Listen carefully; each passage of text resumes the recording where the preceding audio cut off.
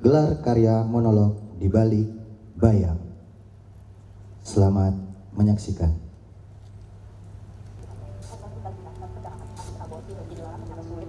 Menemukan potongan tubuh bayi di sebuah halaman yang dijadikan taman bunga sebuah klinik bersalin. Ratusan bayi dan janin terkubur di sini.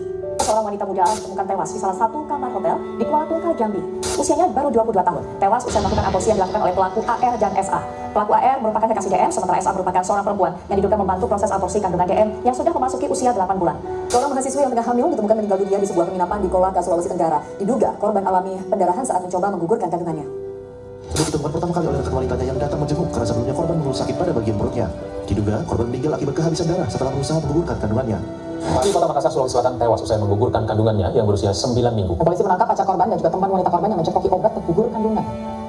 Lelaki berani memilih tempat untuk melancarkan praktik ilegalnya. Jika biasanya di klinik kecil atau rumah yang jauh dari keramaian. Di Jambi, praktik aborsi dilakukan di dalam kamar hotel. Nahas, ibu dan bayinya meninggal dunia dalam kasus ini. Seorang mahasiswi salah satu perguruan tinggi negeri ternama meregang nyawa setelah menggugurkan kandungannya. Korban meninggal dunia dan pendarahan. Kasus aborsi meski dilarang ternyata sulit dihapuskan. Menemukan potongan tubuh bayi di sebuah halaman yang dijadikan taman bunga sebuah klinik bersalin. Ratusan bayi dan janin terkubur di sini. Seorang wanita muda ditemukan tewas di salah satu kamar hotel di Kuala Tungkal, Jambi. Usianya baru 22 tahun. Tewas usai melakukan aborsi yang dilakukan oleh pelaku AR dan SA. Pelaku AR merupakan kekasih DM, sementara SA merupakan seorang perempuan yang diduga membantu proses aborsi kandungan DM yang sudah memasuki usia 8 bulan.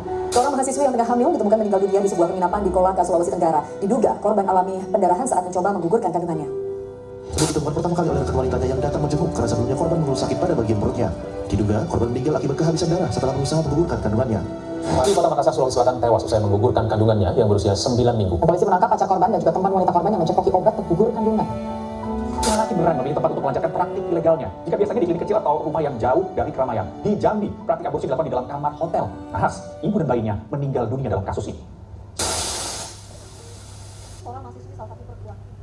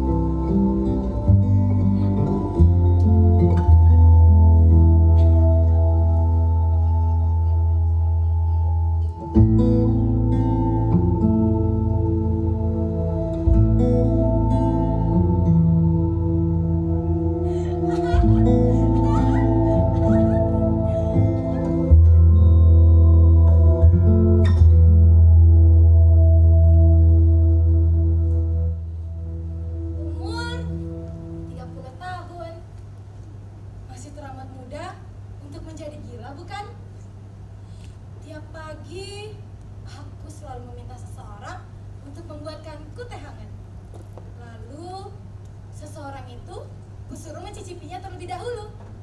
Mereka tahu maksudku. Masih gelas yang sama, bukan? Dan mereka hanya menghela nafas panjang-panjang. Sebab itu kulakukan tiap hari. Karena gelas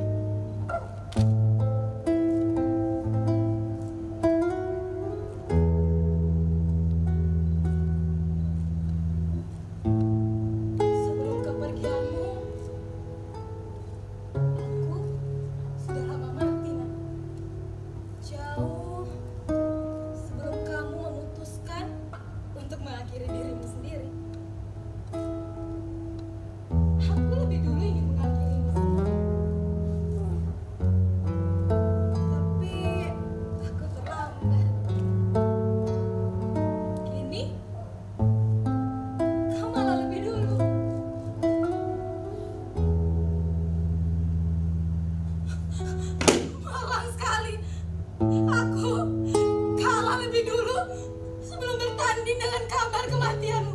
Aku menantimu sebelum kabar mendatangkanmu dilayangkan.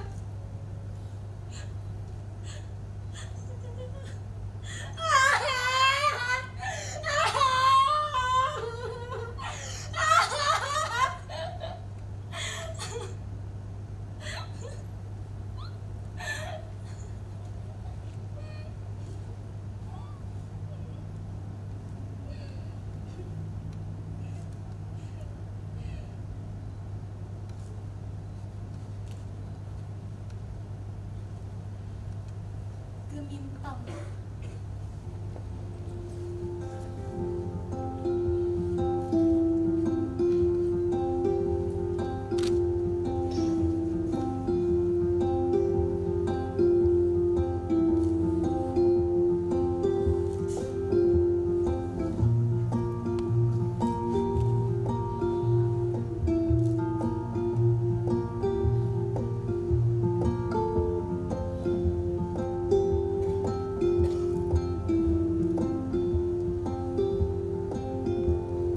Ada banyak bintang sebelum malam itu berlalu.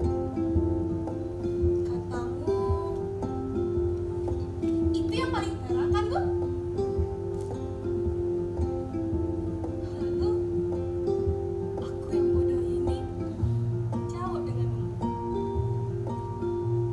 Iya, Nak. Jika ingin menjadi bintang, kamu harus melewati beberapa angkasa lebih dulu. Ayahmu sudah lebih dulu mendatangi bintang.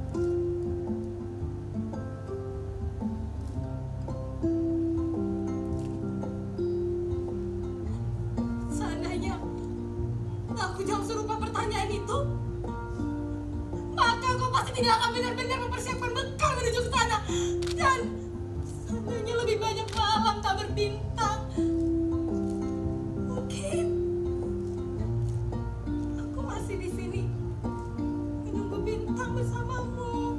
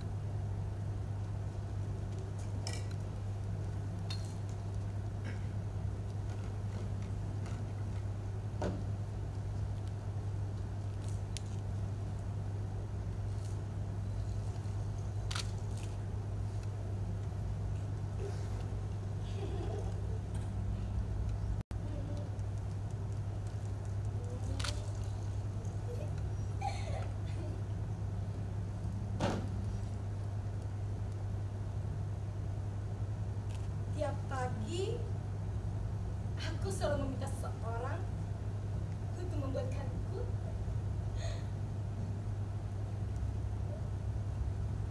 Kau tidak lupakan untuk membuatkanku teh tiap hari, supaya aku tidak lupa menciummu tiap hari, kan?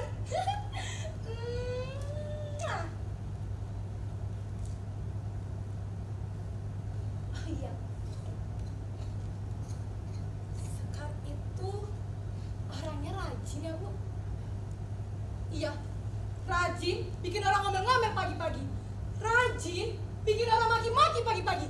Sampai hari apa itu ya, Bu? Hari yang orang pakai peci itu, Bu. Jumatan kan, Bu? Iya, Jumatan kan, Bu? Dia cuci cowok-cowok, Bu. Sampai motor kami yang kecium angkot. Tapi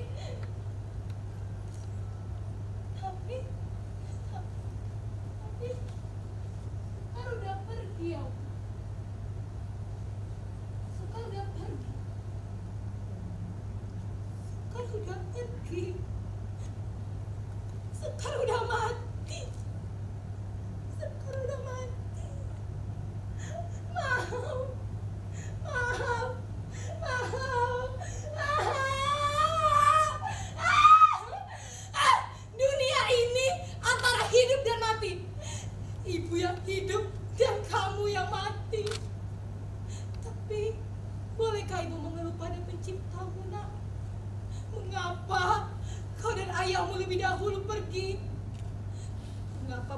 instansi yang tidak bisa dipercaya itu lebih dahulu pergi?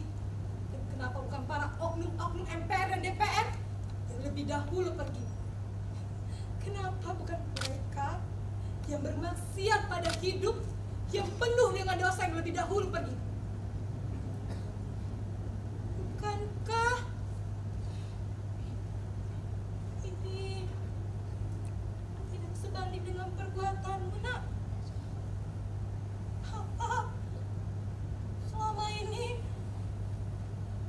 aku sama jahatnya seperti mereka,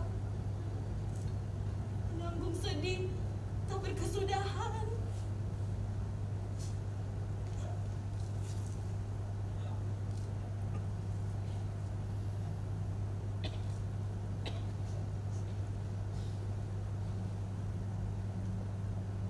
Nak,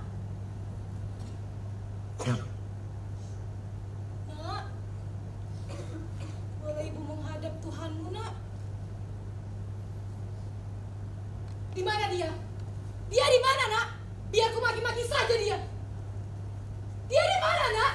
Ayo, beritahu aku. Di mana dia? Dia di mana? Aku ingin protes. Aku ingin protes. Aku ingin protes. Ah! Aku ingin protes.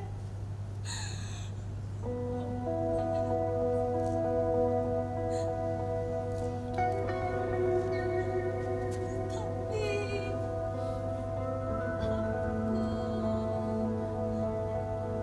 tidaklah sekuat itu.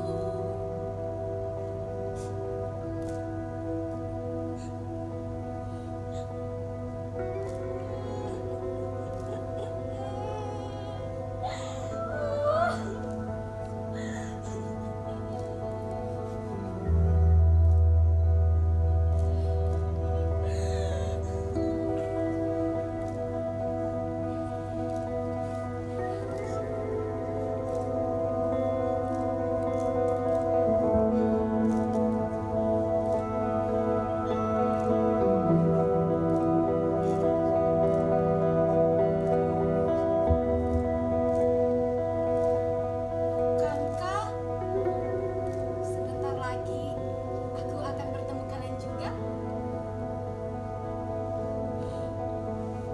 Tapi mengapa Adil tidak ada di hadapanku? Mengapa saat terakhirku masih tak melihatmu juga?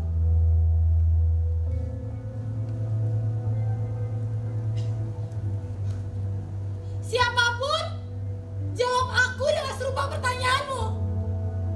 Mengapa saat terakhirku masih tak melihatmu juga? Apa aku harus sesakit ini berpeluh sendiri?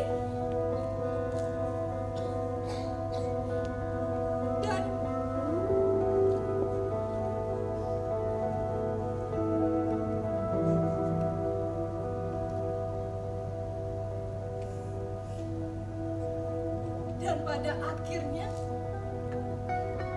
aku tidak akan pernah tahu siapa yang akan menemukanku di saat aku seperti ini.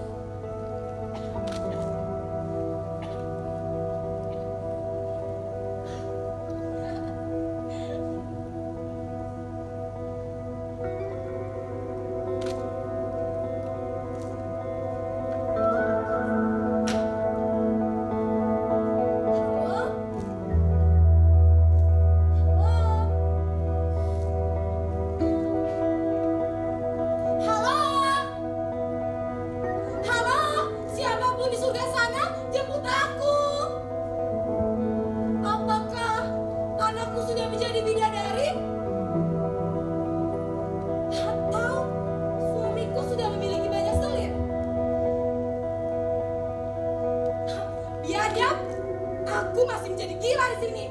Bisa kau sambungkan aku pada suamiku? Aku ingin memakinya. Hoi, dasar anjing! Kenapa kau malah bersantai di sana? Sedangkan aku masih majang di sini. Halo? Halo? Halo? Halo?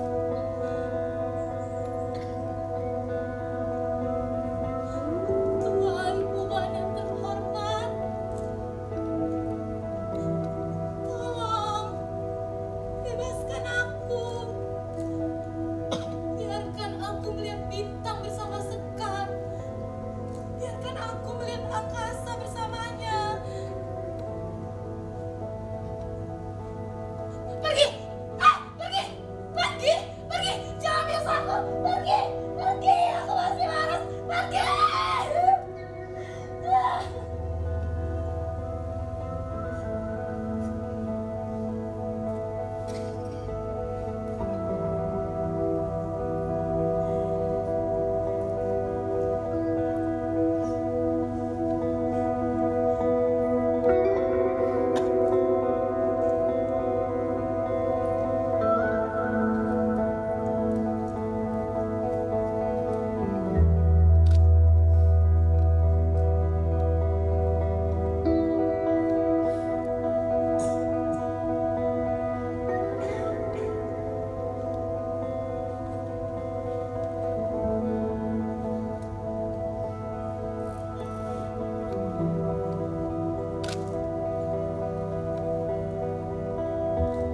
Aku seorang ibu yang kehilangan anak.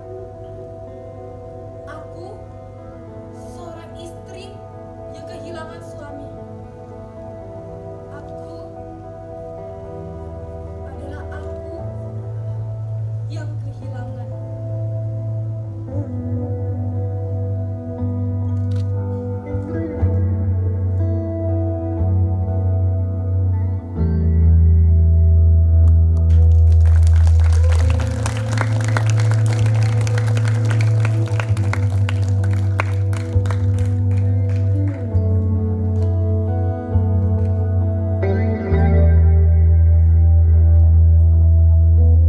Menilai kasus yang menjerat P.A. Jambi itu adalah kasus pemerkosaan terbesar dalam sejarah Inggris.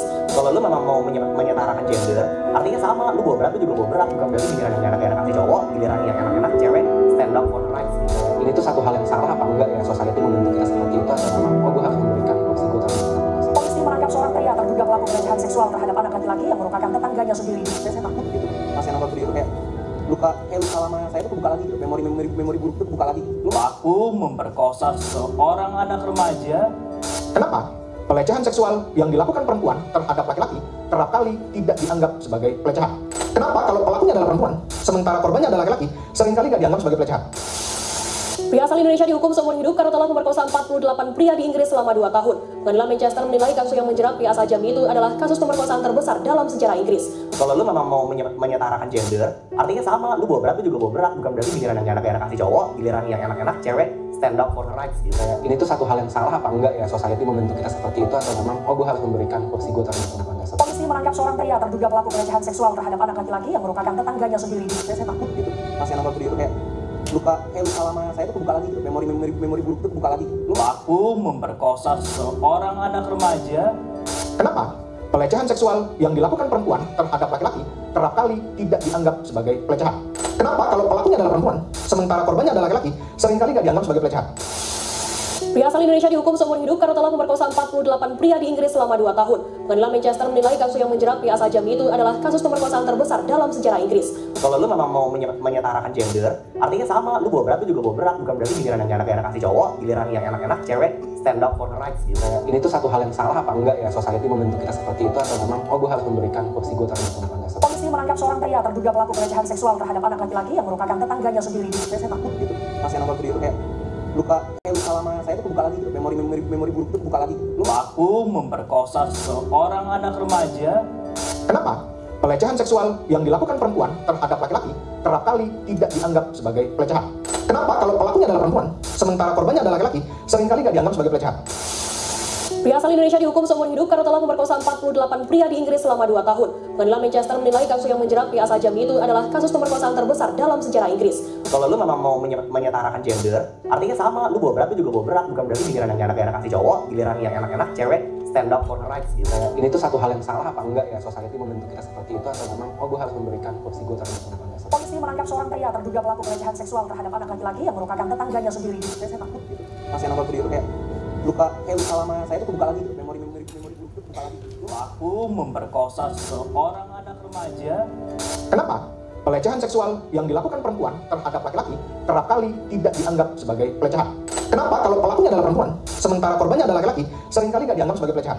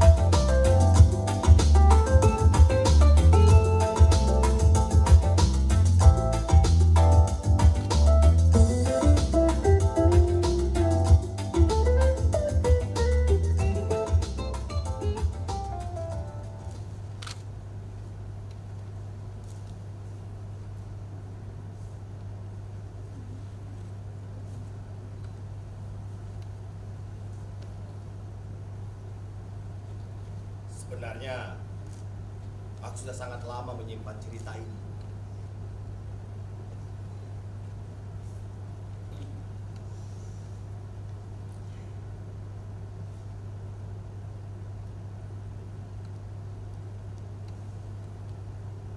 Ya, hingga aku berada di rumah ini sekarang. Cukup jauh memang rumah ini dari gerbang desa. Apalagi kalau dari kota. Tapi tenang saja. Di sini terbilang aman dan nyaman. Karena listrik dan internet sudah ada. Ya, walaupun kadang-kadang suka hilang timbul. Ya, sama seperti teman. Hilang di saat kita susah, timbul di saat dia yang lagi susah. Bahkan timbulnya di saat kita yang lagi susah-susahnya.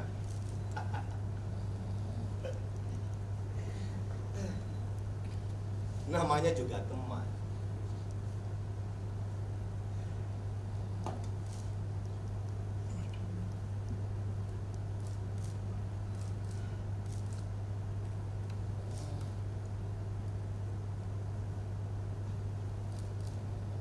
Maaf. Sebenarnya aku belum siap untuk menceritakan hal ini kepada kalian. Tetapi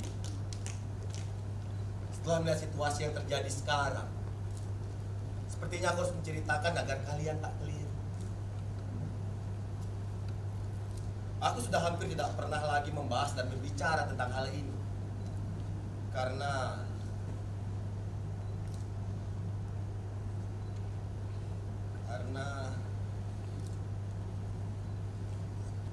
sewaktu-waktu emosiku menjadi tidak stabil. Semoga kalian tidak keberatan.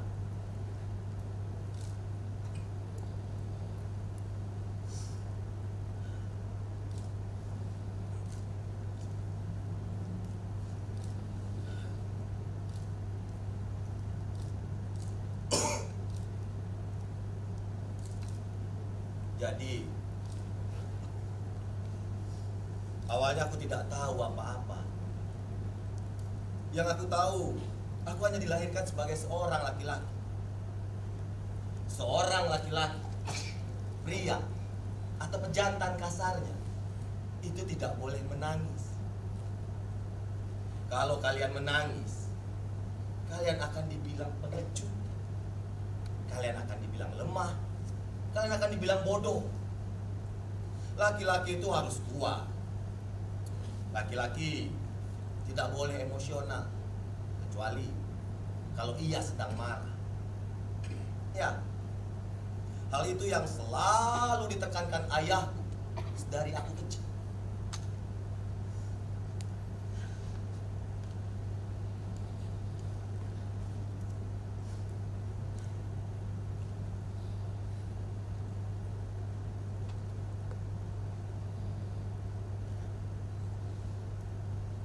Ingatan ini muncul karena aku tidak lagi punya pilihan.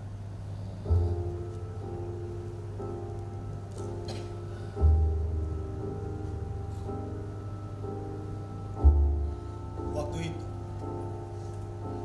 ada dua orang, laki-laki dan perempuan memperdayaku.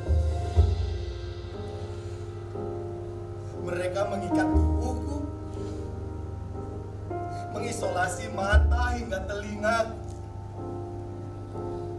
Lalu aku dibawa ke sebuah gudang tua. Sesampainya di sana, mereka merobek bajuku, melucuti paksa celanaku dan menyumpal mulutku. Dan tangan-tangan biadab mulai meremas apa yang bisa mereka remas. Hingga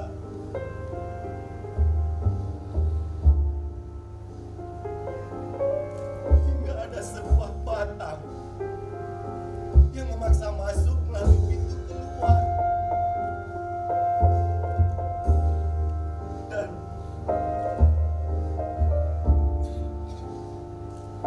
Dan aku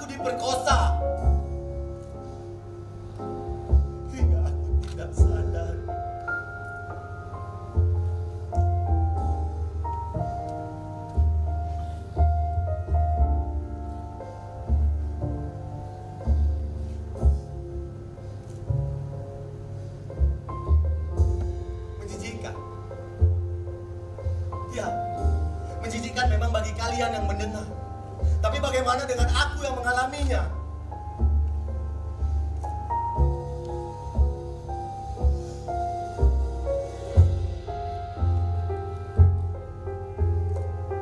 Setelah aku tersadar tanpa sehelai benang pun, aku hanya bisa terbaring lemas sembari menahan perih dan sakit.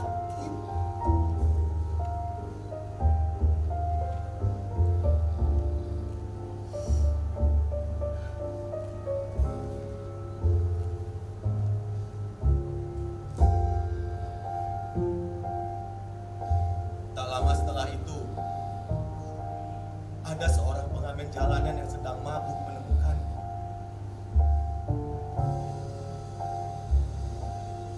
Dengan kata berharap meminta pertolongan, aku malah dikira orang gila.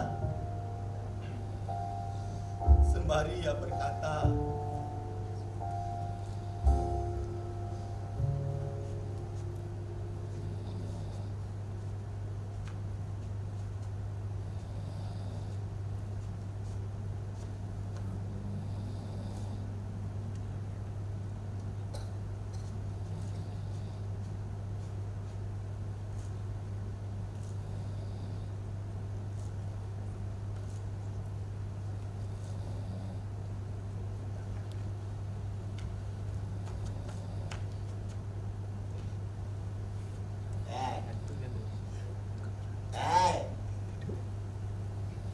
kenapa? Hah? Diperkosa? Lu kan laki-laki. Mana ada laki-laki diperkosa? Lu juga tegang kan? Lu juga keluar? Lu juga pasti menikmatinya kan, coy?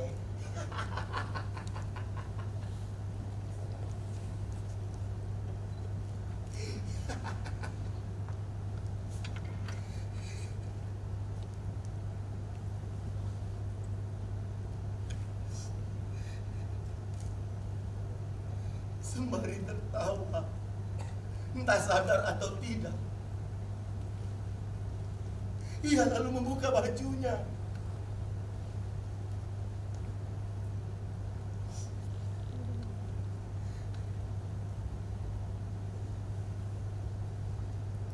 Tapi beruntungnya aku,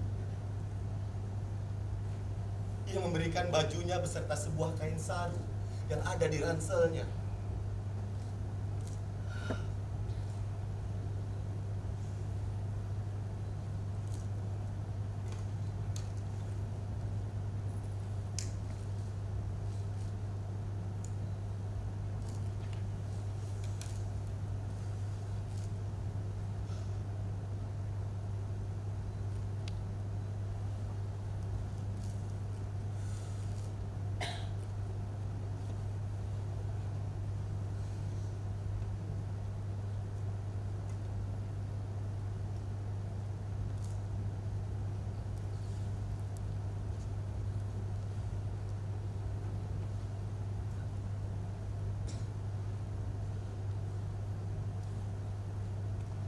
Aku sempat menutupi kalau aku adalah korban pemerkosaan.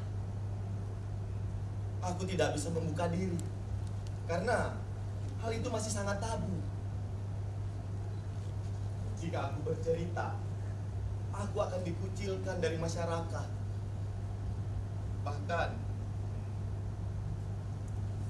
Bahkan tangan-tangan yang telah merawatku pasti akan enggan menyalami tanganku. Itu yang ada di pikiranku waktu itu. Akhirnya, aku lebih memilih untuk diam.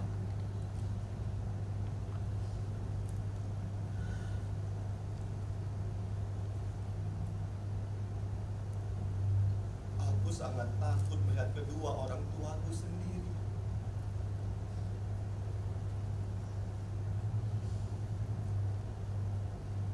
khayal. Ayahku adalah seorang yang keras. Akan sangat berbahaya jika ayah tahu tentang ini. Ayahku adalah seorang yang berlatarkan militer. Ia menginginkan aku untuk mengikuti jejaknya. Tapi aku lebih memilih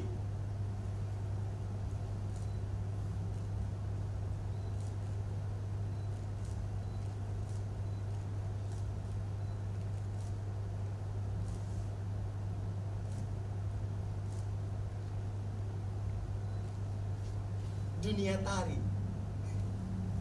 Ya, sejak saat itulah akhirnya aku sangat dekat dengan ibuku.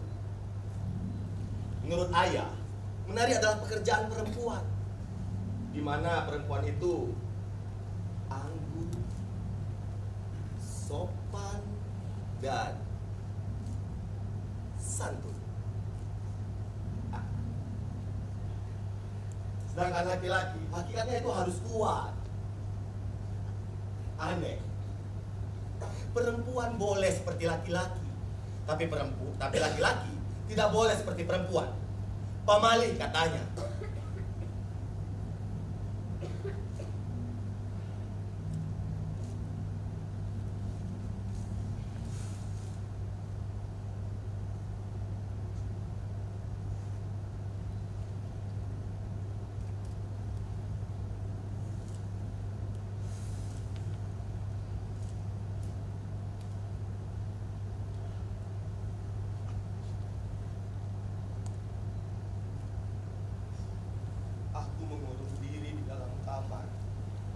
Hingga berhari-hari. Setiap harinya ibuku selalu mengantarkan makanan, sembari menanyakan apa yang telah terjadi. Sampai detik itu pun, aku belum punya keberanian untuk berbicara dengan ibu.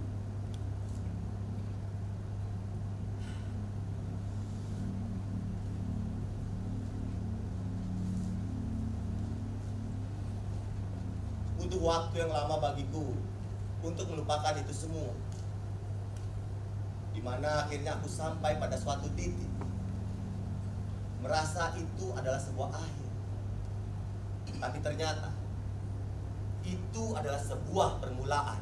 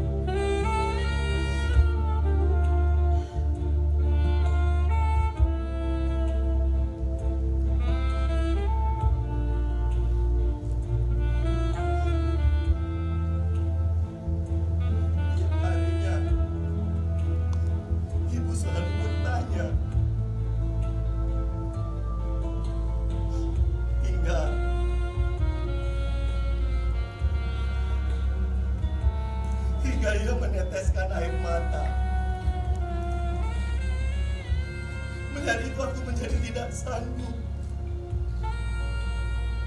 Akhirnya aku ceritakan kepada ibu.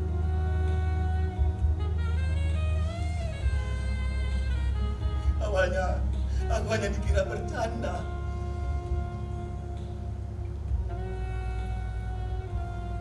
Kamu bohong kan, Nak? Ibu tidak percaya.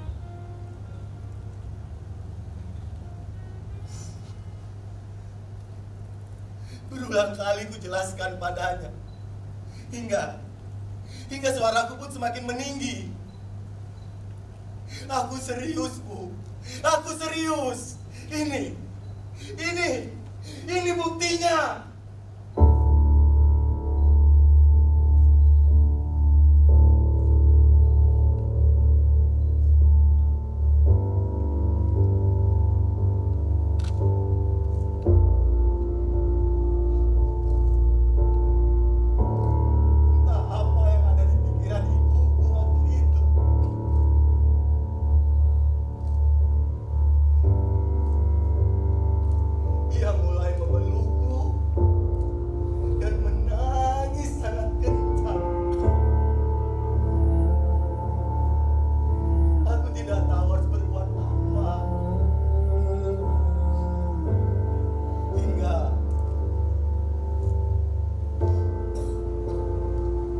Akhirnya ayahku pun tahu.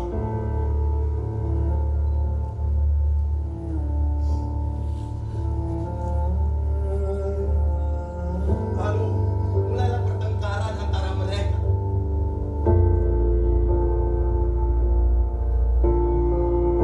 Itulah sebabnya jika kau terlalu memanjakan anakmu, dasar aib keluarga.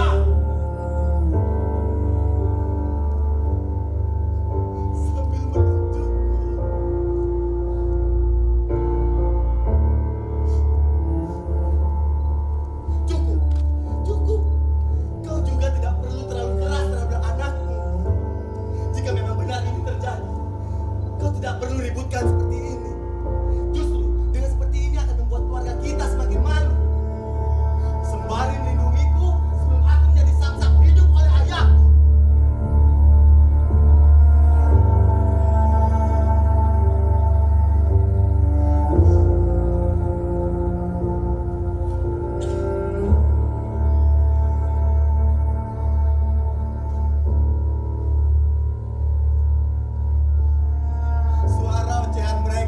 Terdengar seperti lagu di telingaku.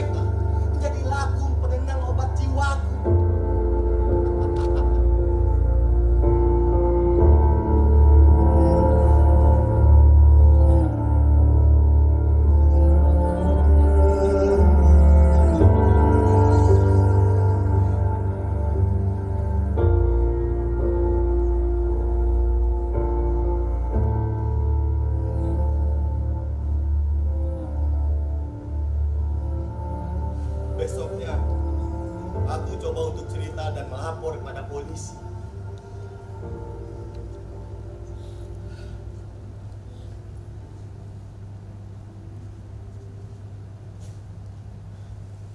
Tapi sayang, polisi bukanlah opsi. Laporanku dikira candaan. Aku mulai dicecar banyak pertanyaan. Apakah aku gay, homoseksual? Kenapa aku tidak melawan? Kenapa aku mau saja diperdaya? Aku tidak tahu, Pak. Kalau saja bisa memilih, aku tidak ingin mengalaminya. Aku pun tidak bisa melawan kala itu, Pak. Coba saja yang berbicara adalah seorang perempuan. Bapak pasti akan menyimaknya dengan sungguh. mendengarkannya, merawatnya, memperdulikannya, dan membiarkannya berbicara secara lantang.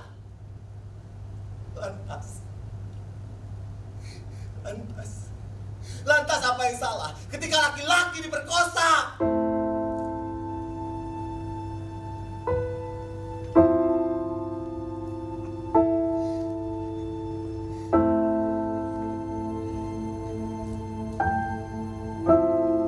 Apakah ada aturan di mana seorang perempuan yang selalu menjadi korbannya dan seorang laki-laki yang selalu menjadi pelakunya? Setengah sadar aku beranjak dari kursiku, memegang kerah baju polisi yang ada di hadapan dengan sebuah pena yang tertancap di tenggorokannya.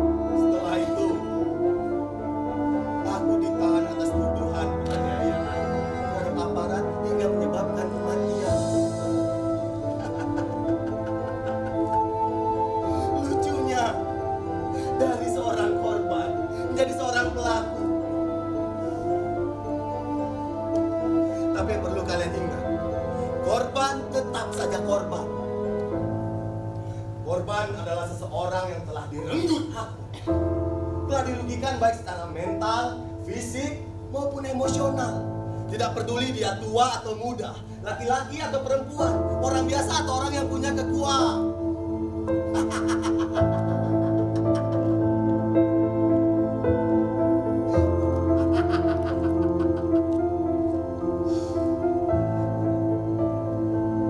Orang biasa bisa tetap bersalah jika dia tidak punya kekuatan.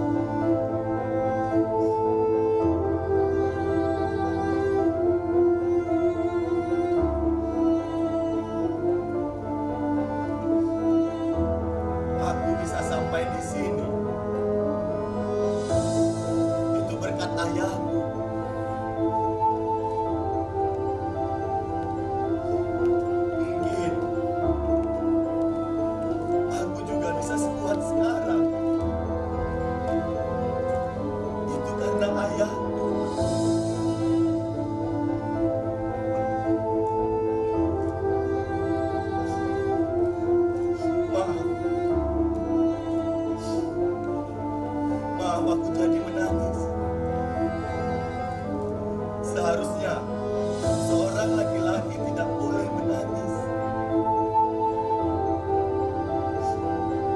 Tetapi menangislah jika kalian memang ingin menangis. Itu membuktikan kalau kalian masih punya hati. Dan itu normal bagi manusia.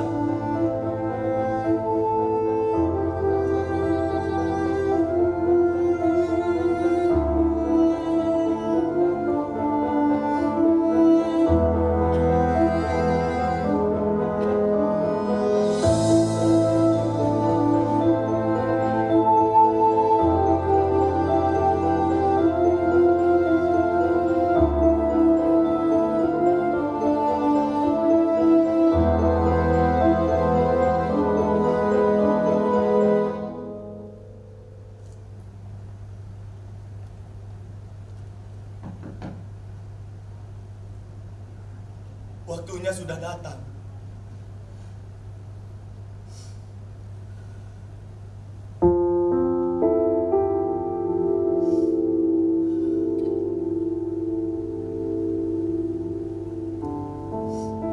Aku sangat menyadari bahwa keberadaanku pasti akan sangat cepat diketahui setelah aku mengirimkan pesan kepada mereka.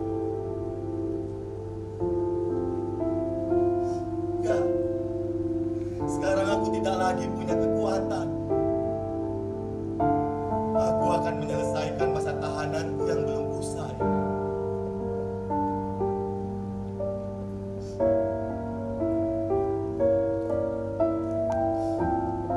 Sekarang, aku akan ikut dengan mereka tanpa harus dipaksa. Dan aku akan menebus segala kesalahan.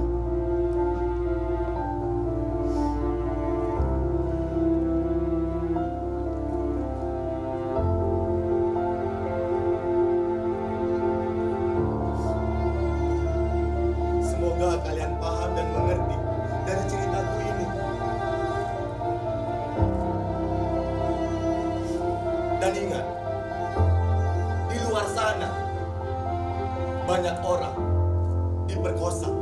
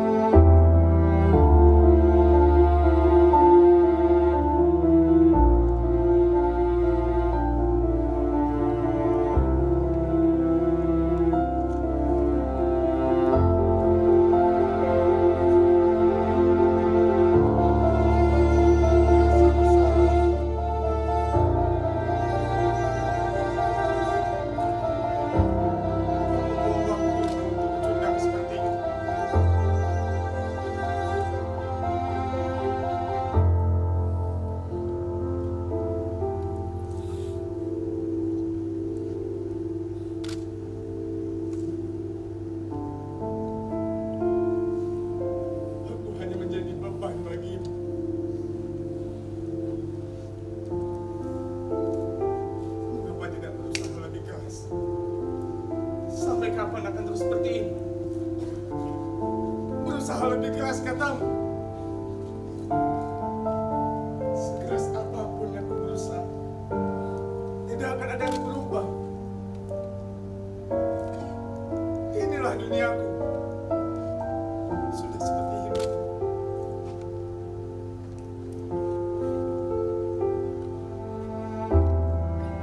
Jika aku meninggalkannya, sama saja aku meninggalkan hidup.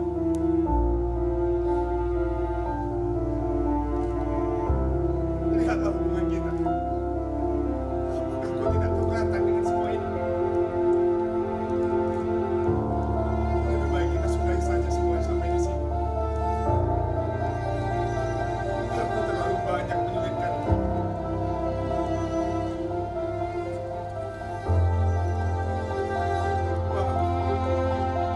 Sebaiknya kau hidup. Sebaik-baiknya hidup.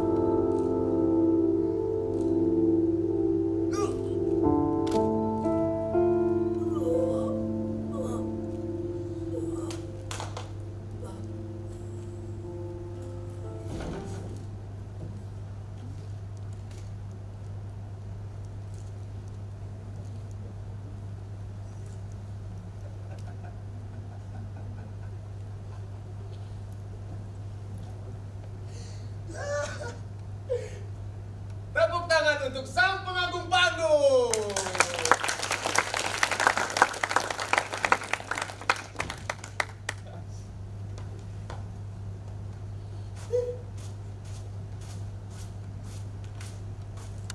Loh, kok masih di sini? Pementasannya sudah selesai.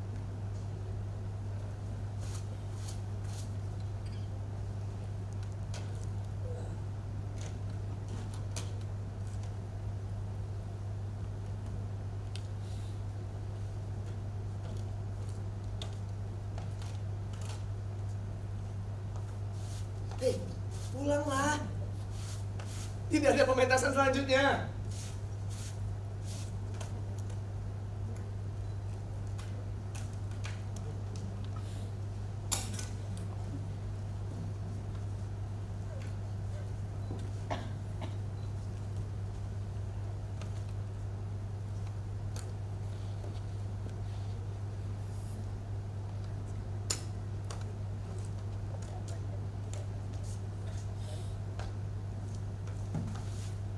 Asal kalian tahu, kesuksesan sebuah pertunjukan itu tidak hanya karena aktor ataupun aktris yang memainkan lakon. Tidak juga karena sutradara yang berhasil meramu sebuah suguhan menjadi sebuah tontonan.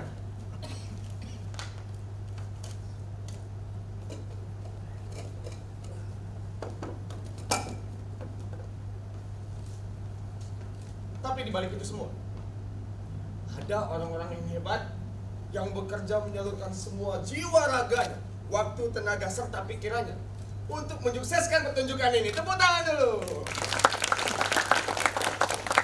Itu saya.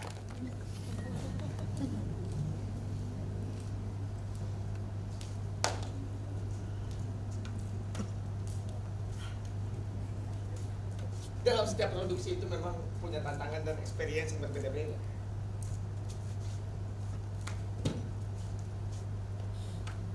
Dan terkadang juga setiap produksi itu membuka pemikiran-pemikiran baru. Ya, oleh karena itu aku tertarik dalam setiap prosesnya. Karena secara tidak langsung aku bisa sekalian belajar. Ya, disinilah tempatku belajar. Loh, kok belum pulang? Pulanglah. Ya sudah kalau begitu, izinkan saya bercerita.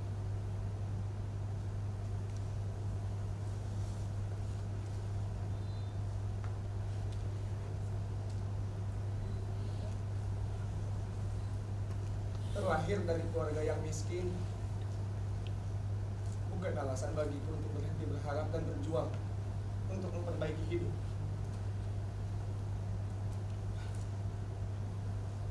Tapi aku tetap saja merasa gagal. Gagal mendapatkan pekerjaan yang menjadi standar kelayakan orang banyak. Gagal menjadi orang yang dapat dibanggakan oleh orang lain. Gagal menjadi seorang anak. Dan gagal dalam hal apapun.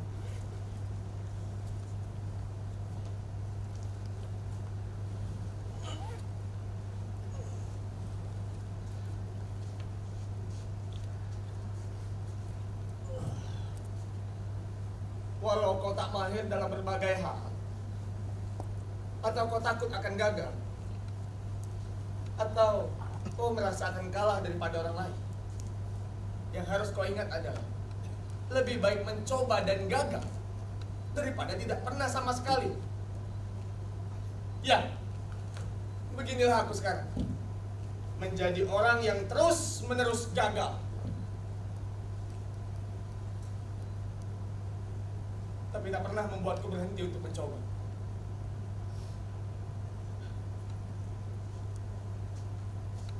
Satu hal yang tak pernah merasa aku gagal adalah aku tidak pernah gagal menjadi seorang manusia.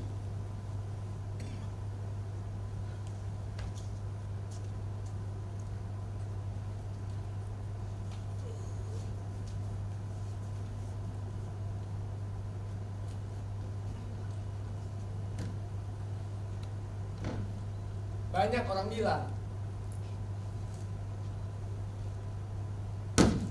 mengelu lagi. Mengapa kau tidak mencari pekerjaan yang lain saja? Kau kan masih sangat muda. Apakah yang kau kerjakan sekarang itu sudah jauh dari kata cukup? Sampai kapan kau akan terus seperti itu? Apakah yang orang lihat saat ini aku tidak melakukan apa-apa? Sudah banyak pekerjaan yang aku lakukan. Sudah ratusan bahkan ribuan lamaran yang kulemparkan. Tapi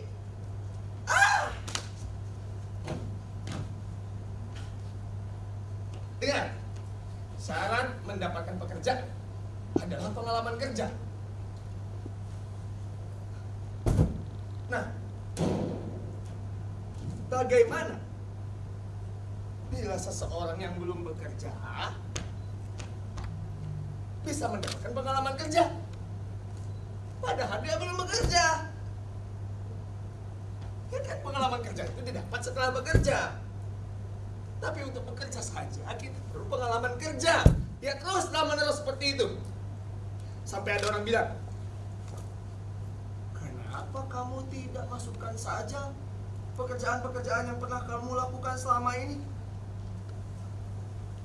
ke dalam semua surat lamaranmu, supaya HRD yang melihatnya senang. Oke?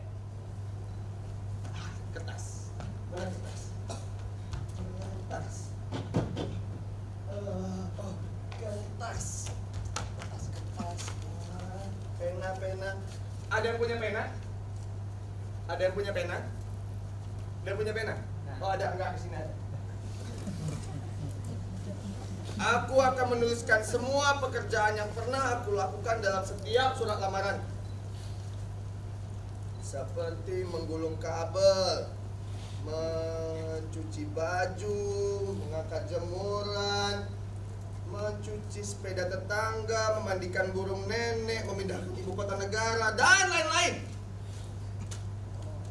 Supaya HRD yang melihat surat lamaranku ini senang, melihat kegigihan dan ketekunanku. Tolol.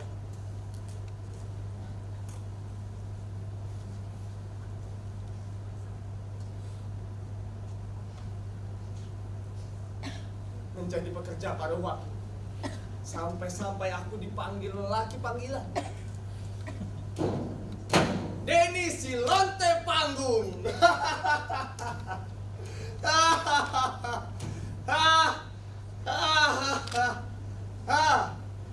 Hai JKLMN OPQRSTU VBXJZ. Tidak lain dan tidak bukan agar aku bisa membayar hutang-hutangku, membiayai perawatan kedua orang tuaku, belum lagi adik yang masuk sekolah, tambah biaya rumah, tagihan listrik, motor, BPJS, OPP letter, dan lain-lain. Bukan hanya untuk bertahan hidup, aku juga menginginkan rumah yang layak, menikah,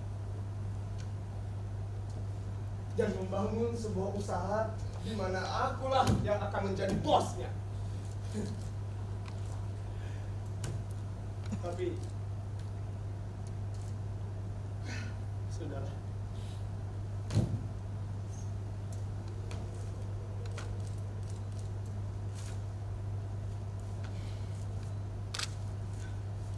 Di dalam gedung ini berhari-hari terus berulang. Ketika orang lain bersiap, kami mulai bersiap. Di saat penonton datang silih berganti, kami pun turut menyiapkan segala kemungkinan-kemungkinan yang terjadi. Dan di saat semuanya usai,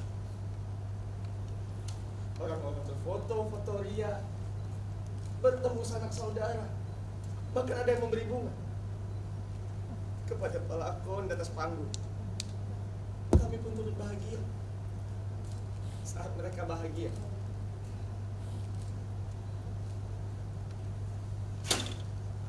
Tapi mereka pulang saat semuanya usai, meninggalkan sisa-sisa sampah yang berserakan. Belum lagi banyak pekerjaan yang masih ditinggalkan.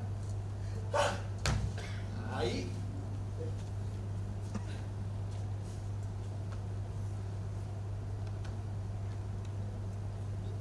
Saat sampai di set yang sudah jadi, mereka semua kagum, bangga.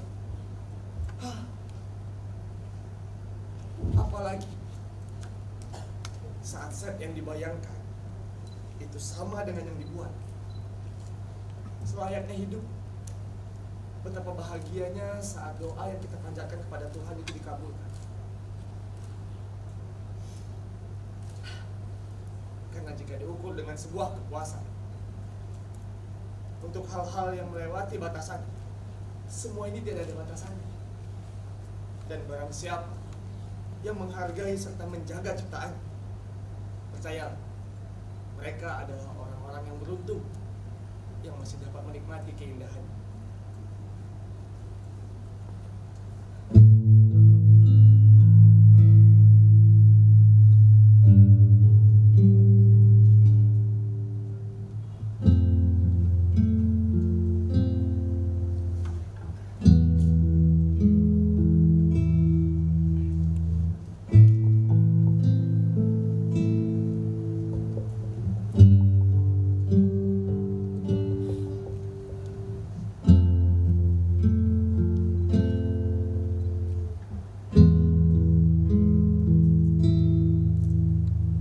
Yang aku takutkan saat ini adalah masa depanku yang tak pasti.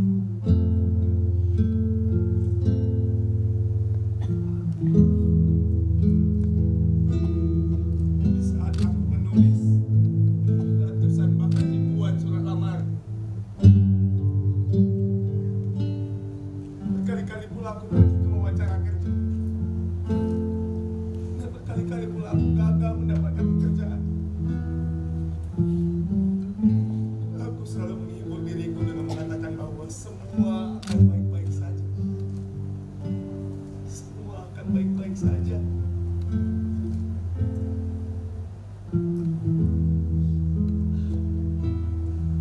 Hingga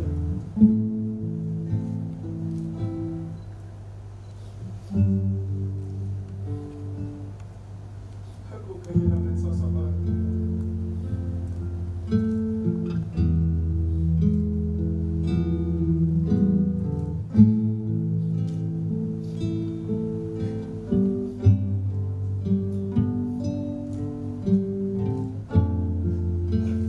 Bukan berarti mereka tidak ada.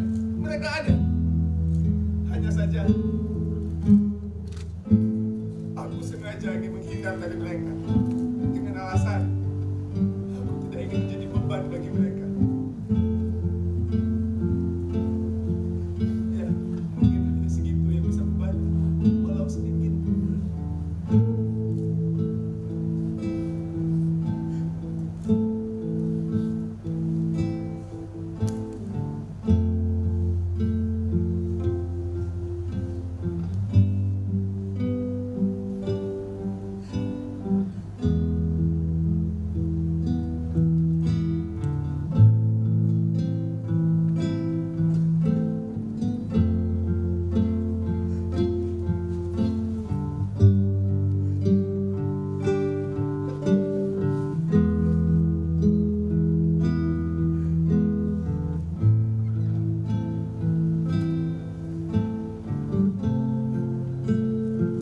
Aku membohongi diriku sendiri dengan mengatakan bahwa semuanya baik-baik saja.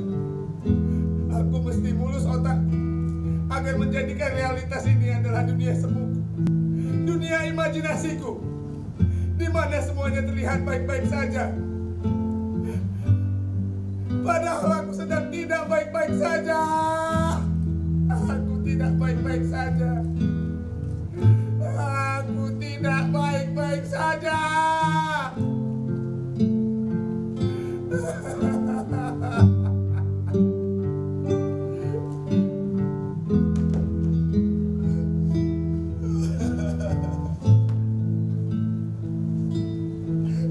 sedang tidak baik-baik saja.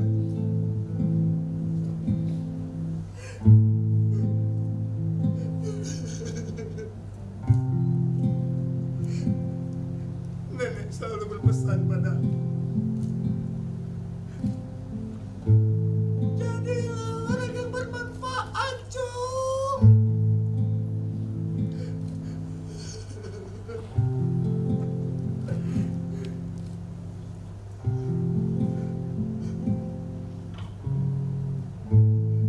Aku sudah mencoba sebaik mungkin, Nek.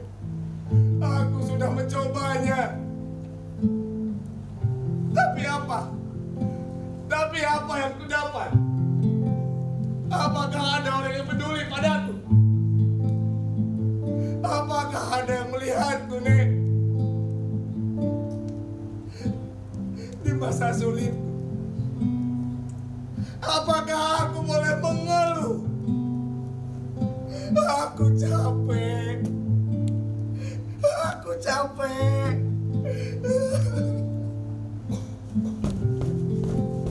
Aku capek.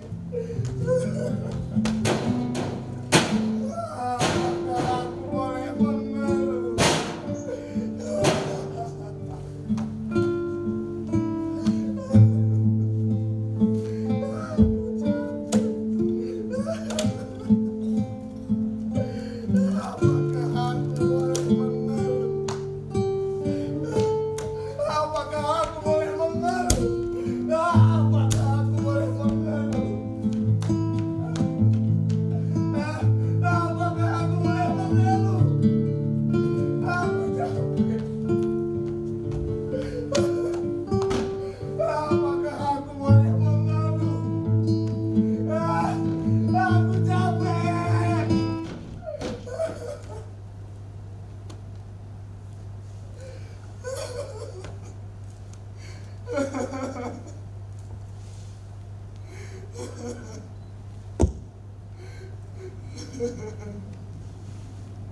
Aku juga ingin membanggakan orang-orang di sekitarku.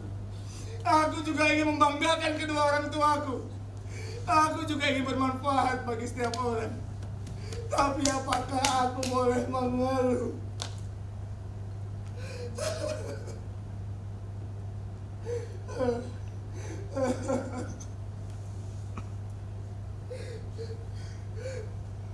Yang aku tahu, dia tidak akan membebani sekuat dan semampu. Tapi kali ini aku tidak mampu, Tuhan.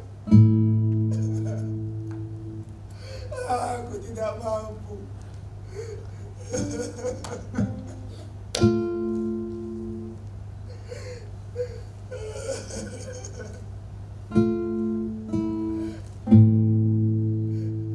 Suatu waktu,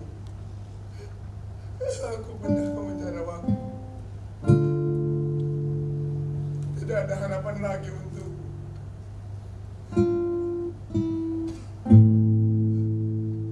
Aku takut hidup.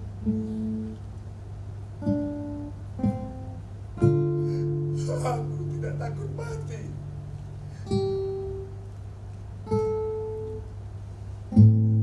Mungkin hanya kematian satu-satunya cara agar aku bisa lepas dari penderitaan.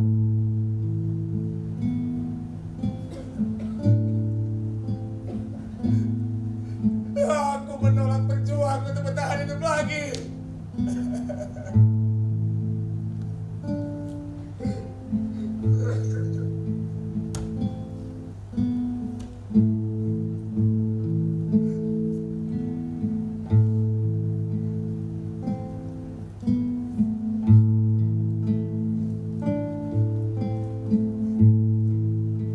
Jika yang aku lihat adalah kegelapan, tapi yang aku lihat ini dengan mata terbuka atau tertutup.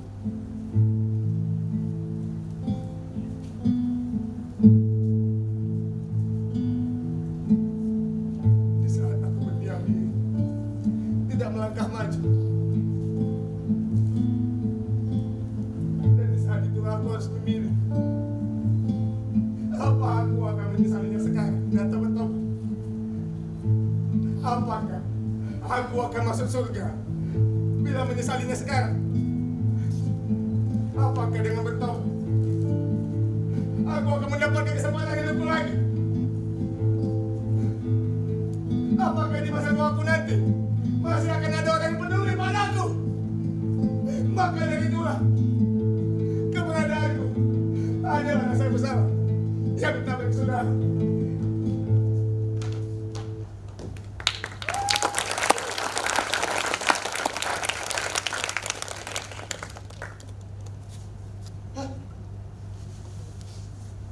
Aku masih hidup. Aku masih hidup. Aku masih hidup. Ku langkahkan kakiku menuju ke arah yang entah di mana kan ku temui lagi.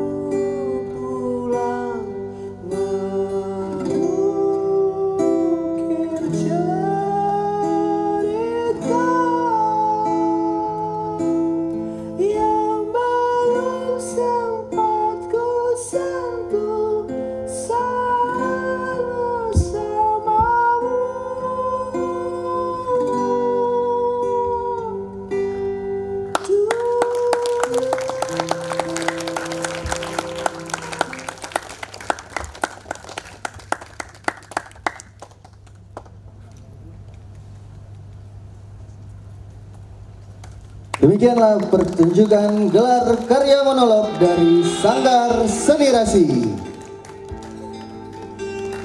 Marilah hadirin sekalian kita sambut penampil pertama dengan judul naskah Kaleng Kabung yang diperankan oleh Yohana Citra Sibuya.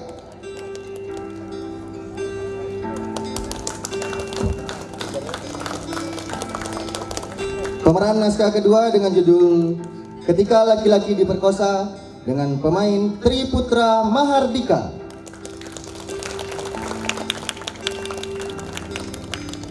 Dan pemeran naskah berjudul Sang Pengagung Panggung sekaligus merupakan penulis dari ketiga naskah dalam tema Di Balik Bayang. Kita sambut dengan aplaus yang merah kepada Zander Deden.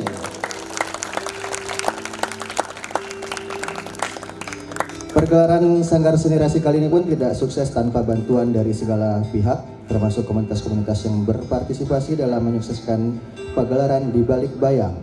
Penata artistik ada Ega Karluvi, penata cahaya Anindika Valentina, Ferry Aprian, penata musik Raidan Azari, penata rias dan busana Rani Nur Azara, koordinator pameran Nada, stage manager Alfarabi Sakrani.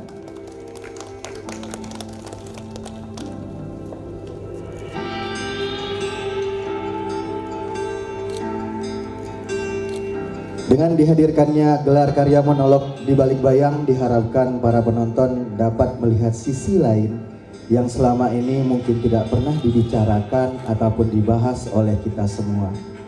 Ada sisi-sisi lain yang sampai saat ini tidak pernah kita pikirkan sama sekali bahwa itu pernah terjadi. Inilah persembahan dari Sanggar Seni Rasi gelar karya monolog Di Balik Bayang.